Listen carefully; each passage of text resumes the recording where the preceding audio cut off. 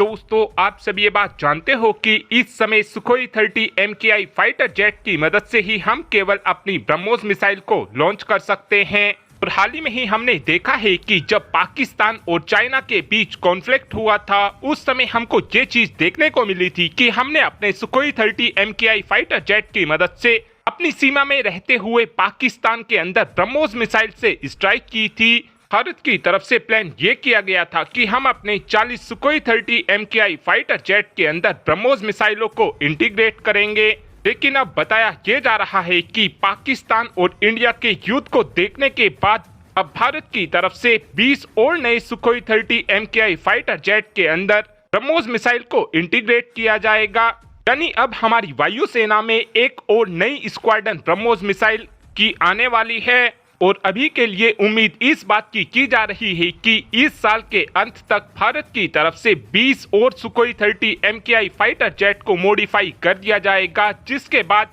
हमारे पास 60 ऐसे Sukhoi 30 MKI fighter jet मौजूद होंगे जिनकी मदद से हम दुश्मन देशों के ऊपर ब्रह्मोस मिसाइल को दाग सकेंगे। और भारत की तरफ से जो ये नई सुखोई 30 MKI और ब्रह्मोस मिसाइल की स्क्वाड्रन को बनाने का फैसला लिया गया है, इस नई स्क्वाड्रन के अंदर हमको 450 किलोमीटर रेंज वाली ब्रह्मोस मिसाइल हमारे सुखोई 30 MKI फाइटर जेट में लगी देखने को मिलेगी, जिसका सीधा सा मतलब यह है कि हम अपनी सीमा में रहते हुए पाकिस्तान के ज्यादातर एयरबेस को काफी आसानी से टारगेट कर सकेंगे। साथ में एक अपडेट पाकिस्तान और भारत को लेकर और आया है। आप सभी के याद ही होगा, भारत की तरफ से पाकिस्तान के ऊपर जब स्ट्राइक की गई थी, उस समय भारत की तरफ से ये बात बोली गई थी कि हम पाकिस्तान के केवल जिहादी ठिकानों को ही टारगेट किया है। जिसके बाद पाकिस्तान की वायुसेना की तरफ से भारत के ऊपर काउंटर अटैक किया गया था और उसके बाद भारत की तरफ से पाकिस्तान के 12 एयरबेस, डिफेंस सिस्टम, रेडार,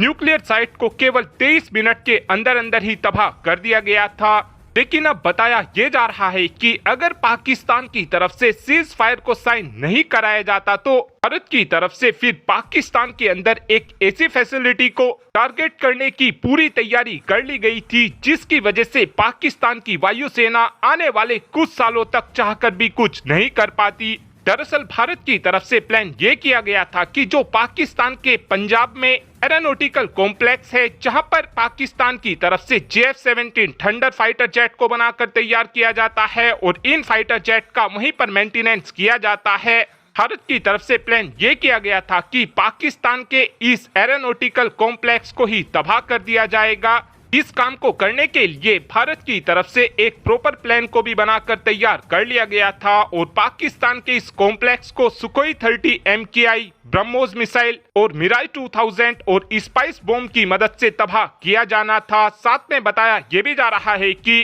इस हिट की कंफर्मेशन को करने के लिए भारत की तरफ से कुछ UAV को भी भेजा जाना था और इन UAV की मदद से पाकिस्तान की उस साइट को हिट करते हुए ब्रह्मोस मिसाइल की पूरी ही फुटेज को कैप्चर किया जाना था। और अगर पाकिस्तान का ये एरोनॉटिकल कॉम्प्लेक्स तबाह हो जाता तो उस कंडीशन में हमको ये चीज देखने को मिलती कि पाकिस्तान की वायुसेना कई साल पीछे चली जाती। इस बात के पीछे सबसे बड़ा कारण यह है कि उस कॉम्प्लेक्स को 1-2 महीने में बिल्कुल भी ठीक नहीं किया जा सकता था। उस कॉम्प्लेक्स को ठीक करने में ही पाकिस्तान को सालों का समय काफी आसानी से लग जाता, जिस कारण पाकिस्तान की वायुसेना में जो इस समय JF-17 थंडर फाइटर जेट मौजूद है, वो भी पूरी तरीके से ग्राउंडेड हो जाते।